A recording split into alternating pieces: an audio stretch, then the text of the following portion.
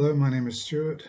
I'm the unrepentant atheist, and today I'm going to be talking about intelligent design or creationism in a lab coat, if you like.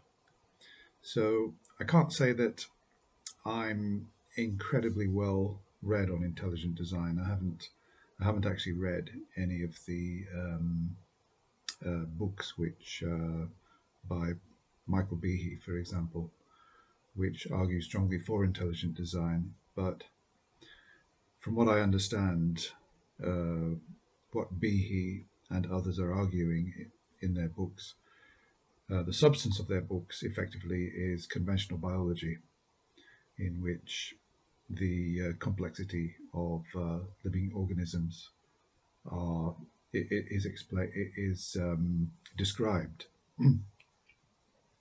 and the conclusion is that it's so complex that it could not have come about by purely naturalistic means, and that you could only conclude that there's a designer, an intelligent designer. And I presume that, in particular, Christian proponents of intelligent design would say that that designer is the God of the Bible, the head of the Trinity. So I want to talk about some of my thoughts about intelligent design and why I think that it's not a viable, let's not call it a theory because it's not that, even though they would like to say it is. I believe that it's a hypothesis, an unproven hypothesis. Evolution, on the other hand, while one probably couldn't say that it's proven, it's fairly well established. It's accepted by the mainstream scientific world. It's taught in the universities around the world, and it's got a lot of evidence to support it. So, moving on, what are my problems with intelligent design?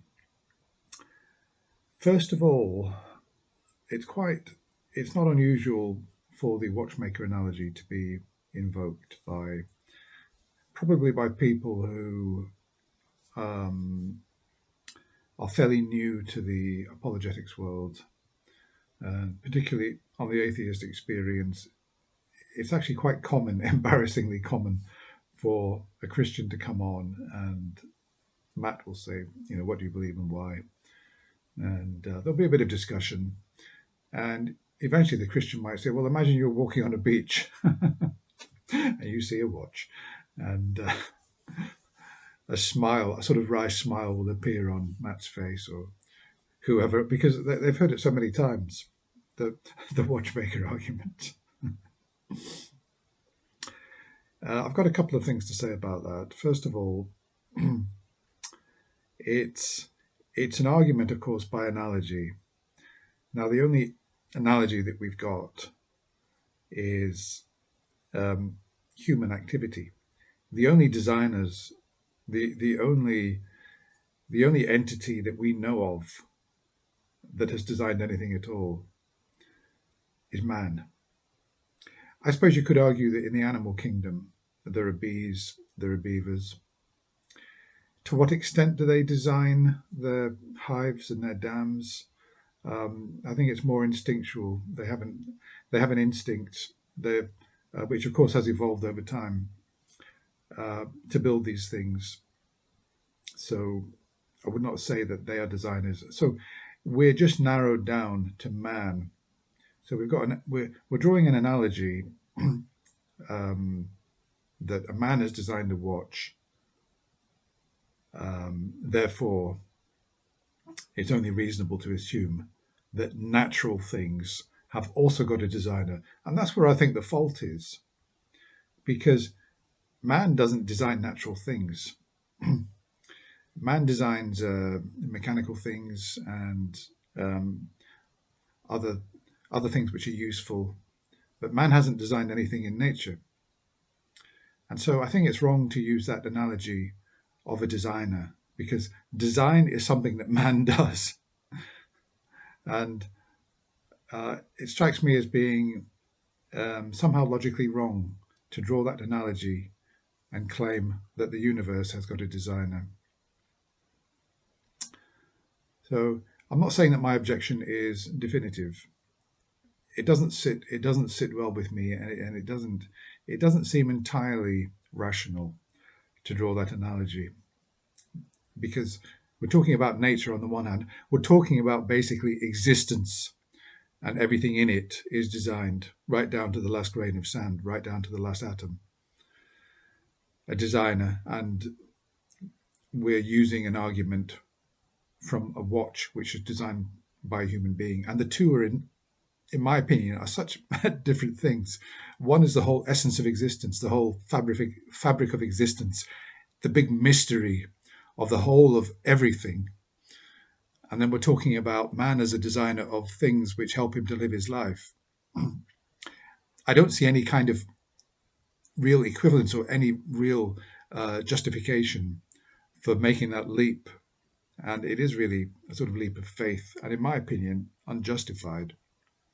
I don't know what you think about that. I think that I think various atheists, Matt and other people, have sort of touched on that when they've spoken about intelligent design. So, of course, the other point is that uh, all the watches that we know of, we know that they're designed, and we know that they're designed by man. We've got evidence of it, and everything else which we could find on a beach, which has been designed by man. Well, surprise, surprise, we know that it's been designed because we've got experience of human design. So I suppose it's like if you went back. Let's think about something you would find on a beach which you don't recognize. So, for example, if you in 1970 were walking on a beach and you found an Apple iPhone, okay, I know it's impossible, but just entertain me. Imagine that time travel had been invented. Somebody had gone back in time and deposited an Apple iPhone on the beach, charged. Of course, there would be no signal. And then you were walking along and you got no experience of these things, but you pick it up. And I'm fairly confident you would recognize that this is a man made design, because even in 1970, there were, well, what is an iPhone made of? It's made of plastic, mainly, I think, maybe some metal back, aluminium back perhaps, plastic on the front. So already the materials look to me are materials that man uses to make things which are designed. So it's a no-brainer. You would recognize fairly quickly this is something which a man has designed, which, you know, is actually human design.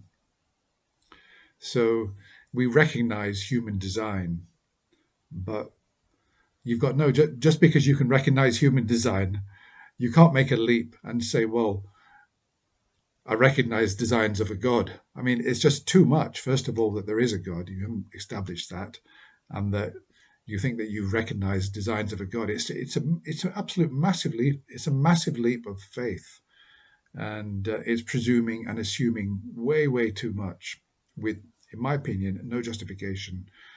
I don't accept that life is so incredibly complex that it could not have come about by natural means. I think that the timescales involved for evolution to work are actually quite well justify that evolution is true to a fairly high degree of likelihood. I won't use the word certainty, likelihood. And that's why it's accepted by and large by the world's scientists. I think the last set of figures I saw was that 97% of the world's scientists accept evolution. They believe in evolution, and only 3% went for intelligent design.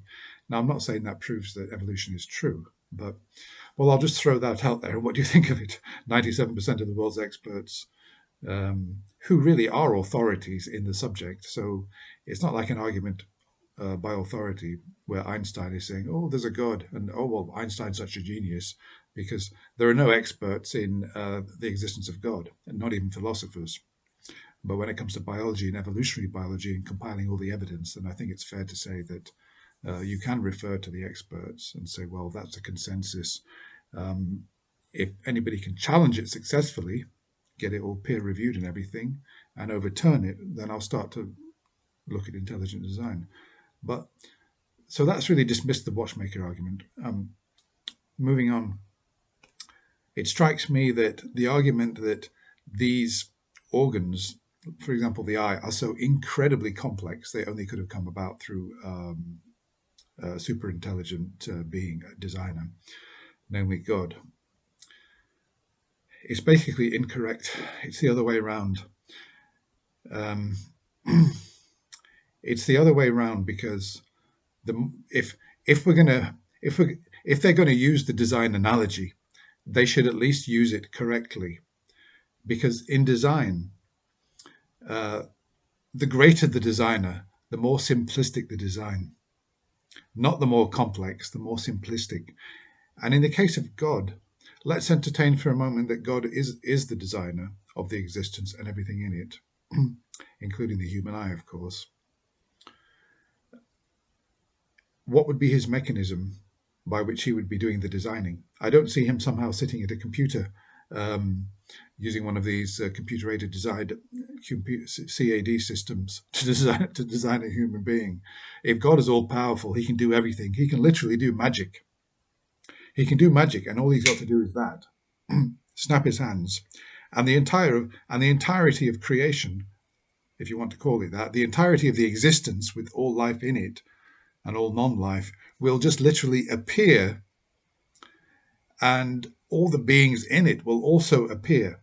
All the design will happen virtually instantaneously, and everything will be in place. If you've got an all-powerful being who can do everything, then that's what he can do in just literally less than the blink of an eye, fraction of a second, 0.0010 recurring one of a second, to establish the existence with all life in it, instantaneously.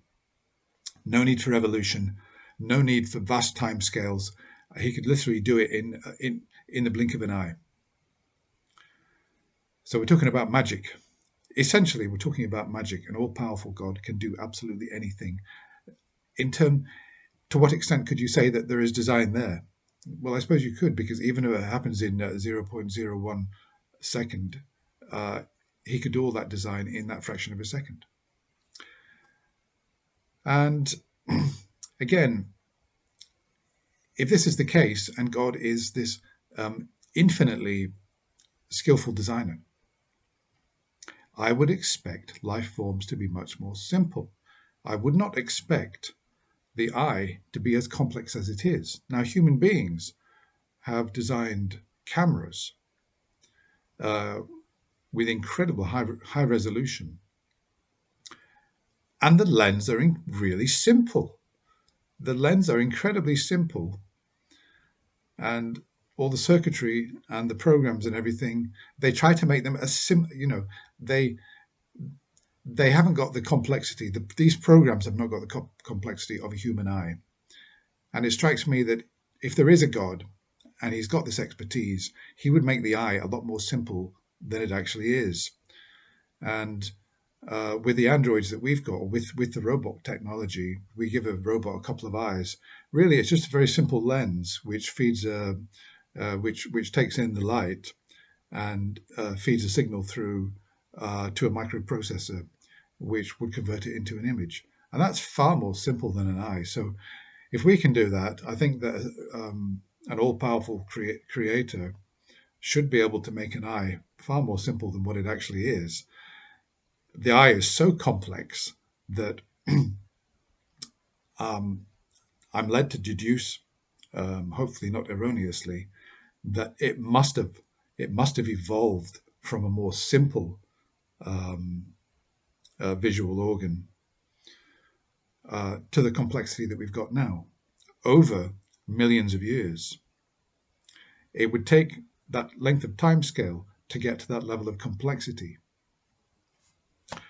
So that's my argument, really, that a super intelligent designer on the God level, we would be our biological makeup would be much more simple than it actually is.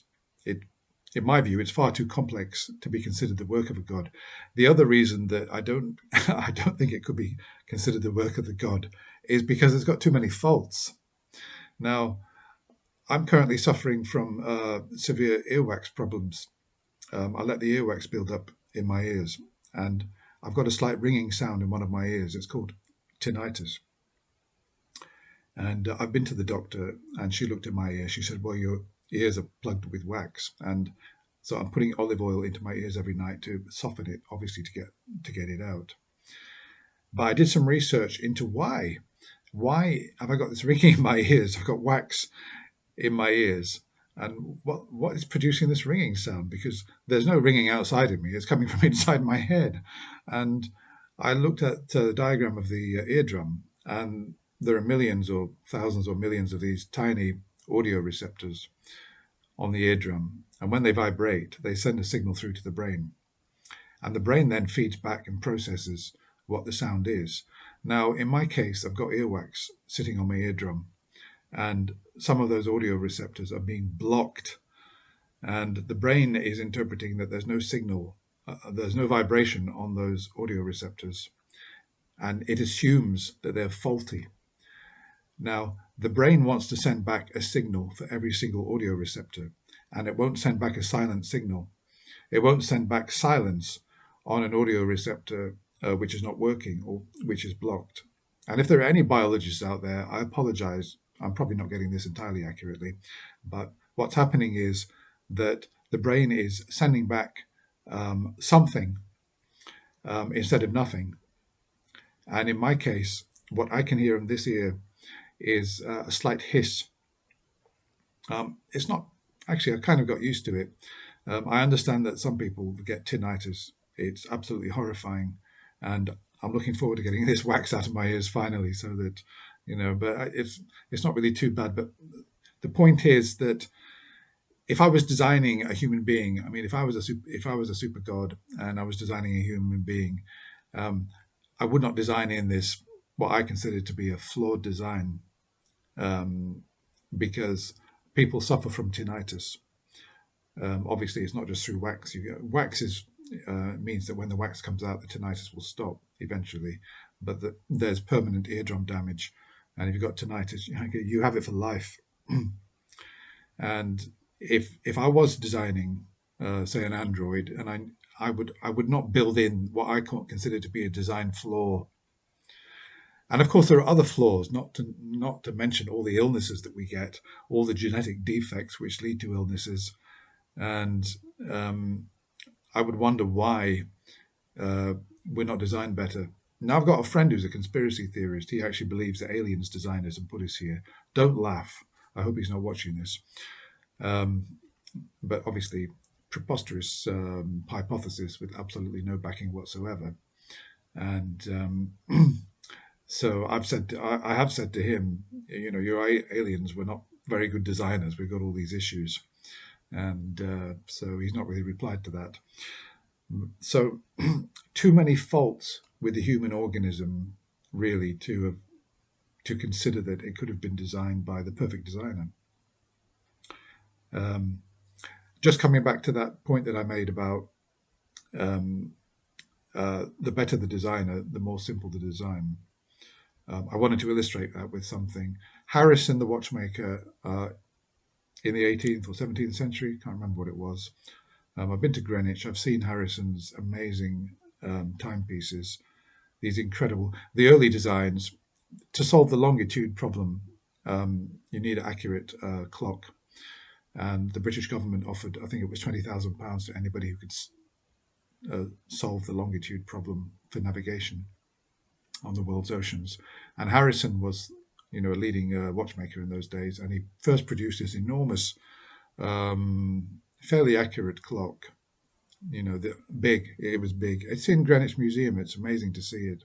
It is incredibly complex as well. And he realized that this was not feasible to carry this great big thing. And he kept honing and honing the design. And eventually he got it down to this size. It looks like just a large pocket watch.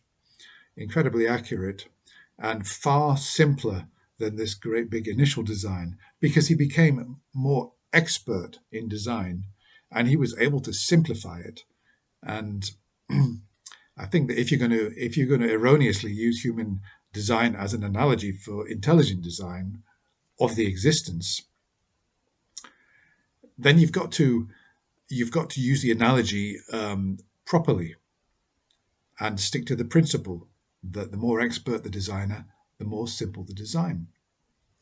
So, well, that's my point about that. Let me just look at my notes to see if I've got anything else to say. Oh yes, about we would also what I was saying before about God snapping his fingers and the whole of all the life forms suddenly come into existence. That would include viruses. It would include worms that burrow into the eyes of children. It would include all the all the nasty things in the world that actually attack other life forms, parasites, tapeworms. The whole lot were just literally magicked into existence, fully designed, according to intelligent design, as far as I understand. Because intelligent design, there's no movement from simple designs to more complex. Everything just suddenly exists, as far as I know. And if I'm wrong, correct me. So, what else have we got? Predictability. Yes. So, with evolution, one of the hallmarks of proper scientific theories is that one can make predictions with them. And so, what kind of predictions can evolutionary theory make? Well, just to go back to Darwin, I remember reading about Darwin that on this island that he went to, which he studied, where he formulated a lot of his ideas, he discovered a particular type of plant. It was like a sort of a long neck plant that, from what he could see, none of the insects which he was observing while he was there would actually be able to pollinate, feed from this flower and pollinate it, because he couldn't see that any creatures would be able to get down to the bottom where the pollen is and where the nectar is. And he predicted that an insect, I think it was, an insect would be found of a particular type that would have a head or tongue or whatever. Sorry, I don't know about insect biology. Long enough to actually get down to the bottom, feed off the nectar, and indeed pollinate the flower. And I believe that sometime later this particular insect was discovered. Quite a clever prediction. But Darwin knew his science, and he was able to make that prediction. And there are lots of others. I'm a lay person, so I'm just gathering what I've seen on the internet. Richard Dawkins predicted that a giraffe would have this nerve, what is it? I can't remember. Some kind of nerve that goes all the way down from the head. In the human being, it goes down from the head and it comes back up into the head. And I think he's called it a flaw in sort of evolutionary development, because I can't remember the exact explanation, but obviously it's not efficient to go down into the neck, go down through the neck and back up the neck, take a sort of route, a long route back up into the head. And Darwin predicted, it had never been seen in giraffes, but Darwin predicted that obviously this is going to be in all mammals. And I think a giraffe died at one of the zoos, and he applied for the permission to dissect the giraffe. He did that, and he found the nerve. He predicted it would be there, and it was there. So that's the kind of predictions. Now, I've had somebody who argued for intelligent design, saying, "Well, intelligent design makes predictions too." I said, "Really? What's that?" He said, "Junk DNA." Oh, what's that? Junk DNA. And well, I did a bit of research on this, and he's not entirely wrong. In the 70s, I understand that when a lot of work was taking place in DNA, they found large sequences. They found large patches in the sequence of DNA that seem to have no particular purpose, and that coined the term junk DNA. And in fact, no scientist at that particular time, from the research I've done, was saying that DNA definitely never had any purpose. they couldn't make any proclamation on it. All they could say was that they didn't know what the purpose was because they didn't have any evidence to point to what the purpose was. But later on, the evidence came in, and they found that these particular patches of DNA had been useful at one time, and they've been kind of discarded and just left as blank. If I've made an error there, I probably have, but I think that's the essence of it. And so they had a use at one time, but they were now no longer effectively doing anything. And the intelligent design people said, "Oh well, we said that would be the case because God would never put anything useless into a design." So that's the one example where intelligent design people say, "Well, yeah, well, we make predictions too." But the point is that scientists were not saying that it wasn't useful, that it never had a use. They were just saying that we're still waiting for the evidence to come in so that we can build a case. And intelligent design people cherry pick that one and say, "Oh well, yeah, we can predict too." Okay, well, if we give you that one, what else? I mean, obviously, evolutionary biology has got hundreds of them, hundreds of cases. So that's it. I feel that I've done enough. I feel that I've done enough to debunk intelligent design. Maybe not to massive high degree of certainty at all, but I feel that with all the points that I've made, it really undermines the case for intelligent design. And I'll go with evolutionary theory. From what I understand of evolutionary theory, it seems to me far more plausible. I don't accept the analogy of human design and extrapolate that to design of the existence of the material world. I don't think that that's valid. Maybe you disagree. What are your thoughts? Are you any more or less convinced about intelligent design after this video? Let me know what you think. Or if you believe in intelligent design, make your case, tackle my points, and if you think I'm wrong about anything, I'd be delighted to read your comments. So if you've enjoyed this video, could you subscribe to me, please, and give me a thumbs up, and hopefully, and if you like this video so much, maybe you'll share it and give me a bit of a boost in the ratings.